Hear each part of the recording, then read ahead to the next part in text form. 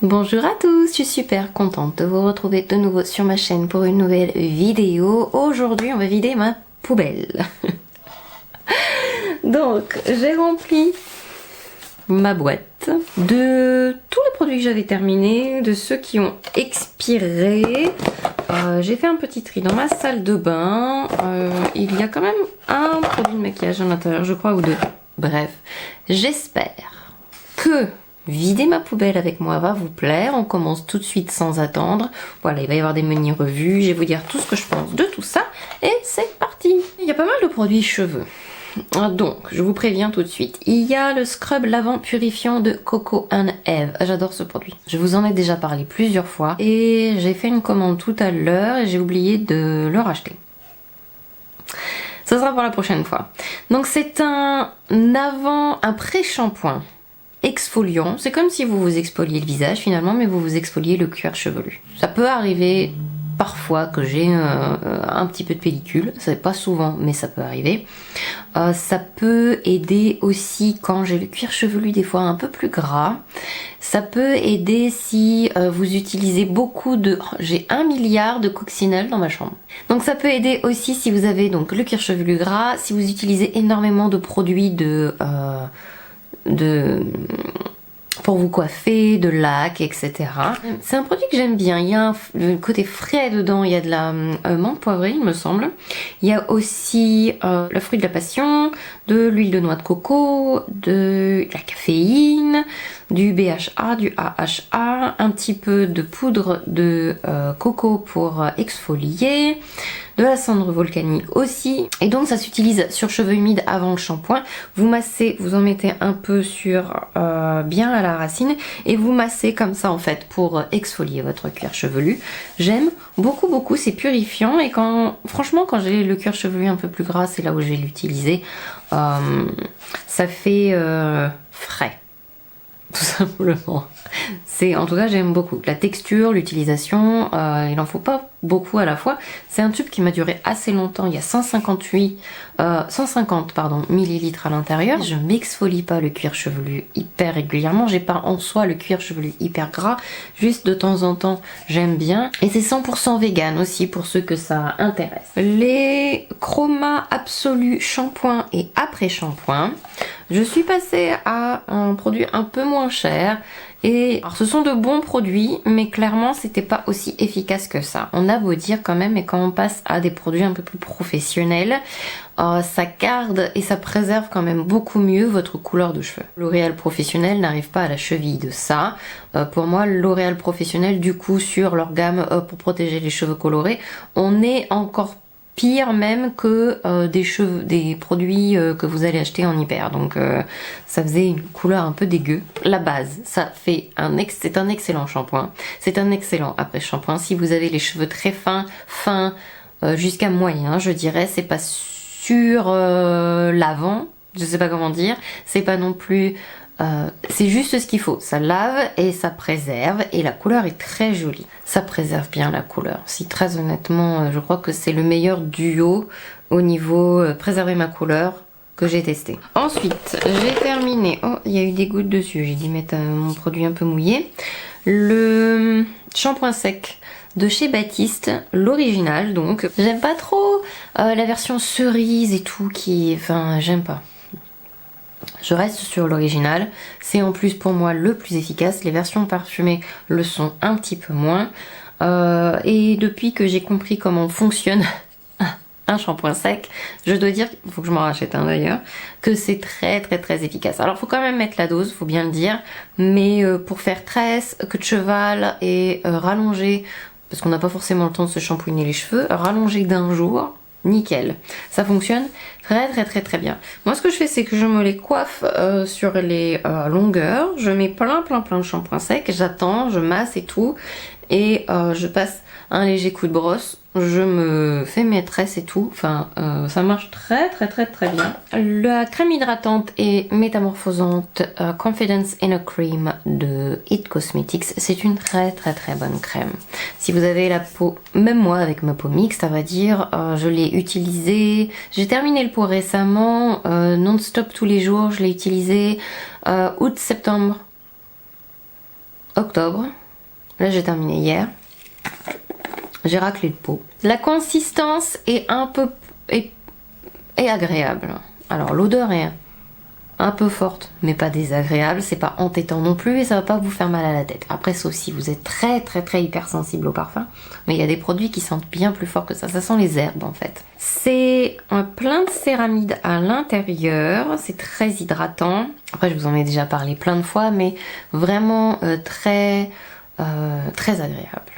Alors, vous pouvez l'utiliser si vous avez la peau sèche, si vous avez la peau normale à mixte, l'hiver surtout. Ça va être très lourd pour les peaux mixtes à grasses et les peaux grasses. Il vaudrait mieux utiliser le gel. Il y a la même chose mais en gel. C'est deux produits excellents. Et, il y a un truc là. Et il y a plein de bonnes choses à l'intérieur pour la peau, pour préserver votre barrière cutanée, des céramides pour la réparer un petit peu, ça hydrate, c'est très confortable. Les deux, que ce soit le gel ou cette crème là, sous le maquillage, c'est excellent. Vous n'avez pas besoin d'utiliser une base en plus, sauf si vous avez la peau grasse et que vous avez besoin comme ça de calmer un peu le sébum. Mais le maquillage s'applique très bien par dessus. Tiens, parlant de crème, j'ai terminé le lait crème concentré d'Embryolis. Donc ça c'est la version normale. Je suis passée à la version sensitive que je préfère. Alors ce produit est formidable parce que vous pouvez... En fait il est multifonction. Vous pouvez l'utiliser comme démaquillant, comme masque sur les bébés, sur les adultes, comme crème hydratante, comme... Alors si vous avez la peau grasse, cette version-là va être riche. Pour les peaux sèches, elle est formidable d'ailleurs. Ça démaquille aussi. Enfin, ça fait plein de choses. Sous le maquillage, c'est formidable. Et c'est un produit que j'utilise encore, que j'utilise depuis des années. Sauf que je suis passée maintenant à la version sensitive que je préfère. La texture est un peu moins riche. Mais j'arrive à la mettre sur toutes les personnes, grosso modo, peau grasse, peau sèche, peau... Enfin, en masque, et le maquillage... Oh, je l'ai pété. Et le maquillage est formidable, posé dessus aussi. Le seul défaut, je trouve, c'est que c'est un tube un peu en aluminium, vous savez, un peu. Et du coup, voilà, si il est tordu, il pète. Vous voyez là, il y a un tout petit peu de produit encore à l'intérieur et du coup c'est vite cracra. Il vaut mieux le mettre dans un autre contenant. Vous savez, les petites bouteilles voyage, etc.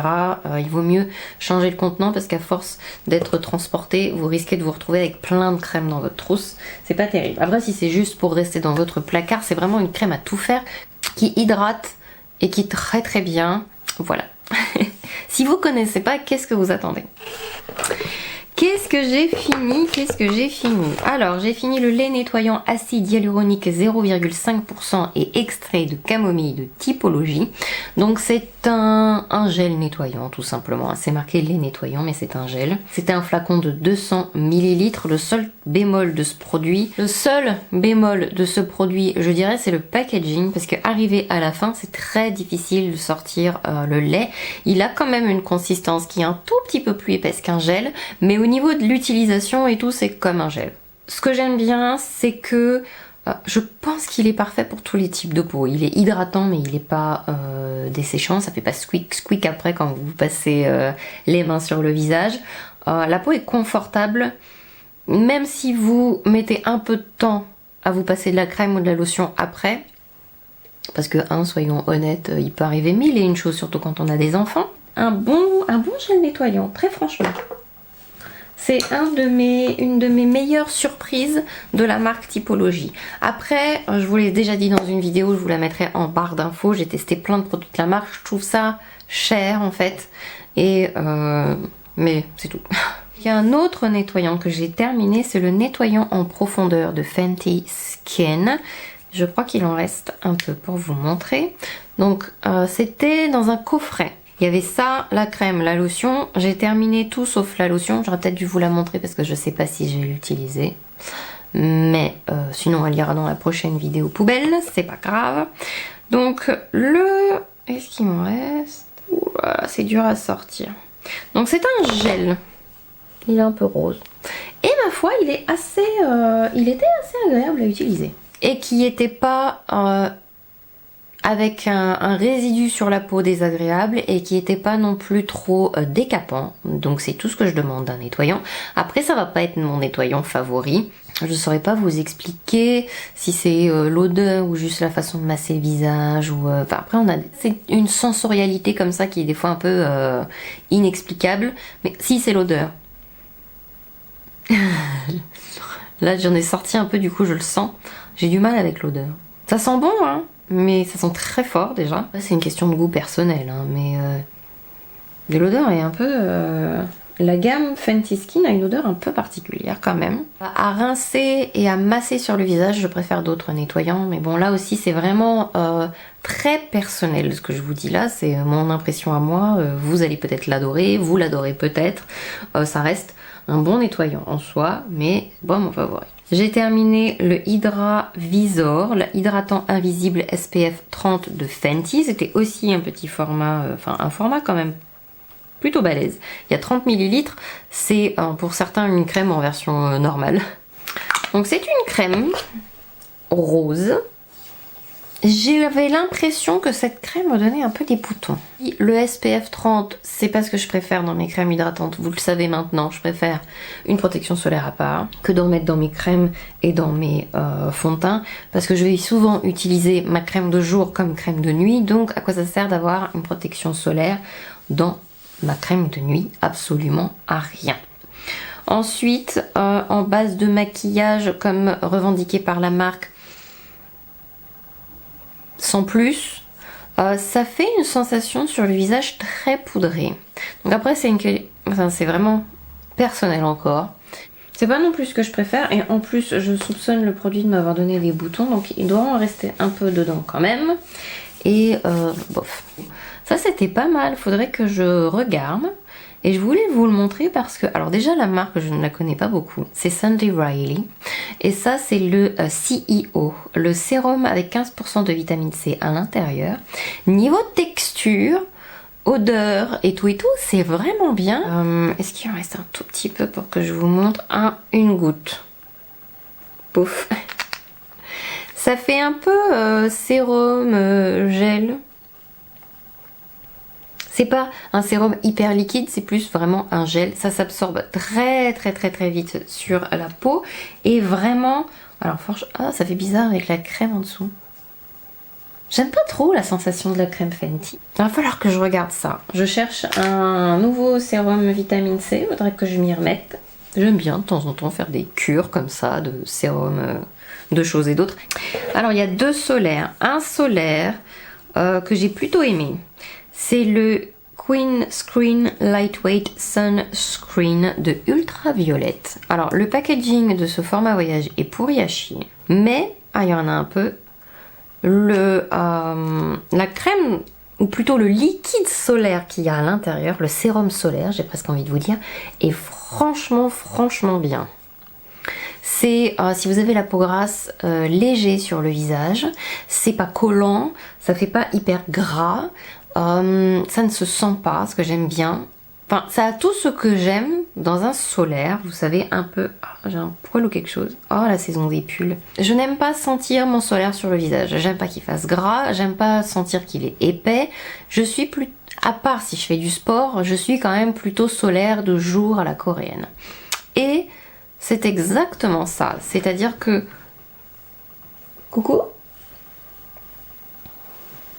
On ne le sent pas sur le visage. Il est nickel, il pose bien, on peut se maquiller par-dessus sans problème. J'aime beaucoup la texture et ça m'a donné très envie de regarder un peu plus la marque Ultraviolette et de regarder ce joli solaire qui m'a l'air franchement bien. C'est un SPF 50+. Ensuite, Le SVR Blur Sun Secure SPF 50. Alors il y a une nouvelle version de ce produit, mais quand je l'ai vu dans ma parapharmacie, je me suis dit je vais tester celui-là et après je testerai le nouveau pour voir la différence entre les deux. Mais du coup, j'aime pas trop cette version, donc j'hésite très fortement à acheter la nouvelle qui s'appelle SPF 50 avec un plus. Je l'ai même pas fini pour vous dire. Je vais mettre sur l'autre main parce qu'à force de m'étaler des trucs sur l'autre... Alors au début on se dit chouette, c'est quand même vachement floutant et tout, mais c'est épais sur le visage en fait. Donc au début j'ai trouvé ça super chouette, surtout que c'est vraiment floutant. Mais selon la crème que je mets en dessous, j'ai beau attendre 5 minutes, 10 minutes, 15 minutes, sur certains produits ça pèle, et en cours de journée je trouve qu'il pèle. On n'en met pas qu'une noisette, faut quand même mettre beaucoup de solaire. Et au final, au fur et à mesure que je le porte, je supporte de moins en moins la sensation sur le visage. Et puis voilà, ça pèle en plus, c'est nul. 3 mascaras pour terminer. J'ai terminé le Maximizer 3D, le Dior Show, le Dior.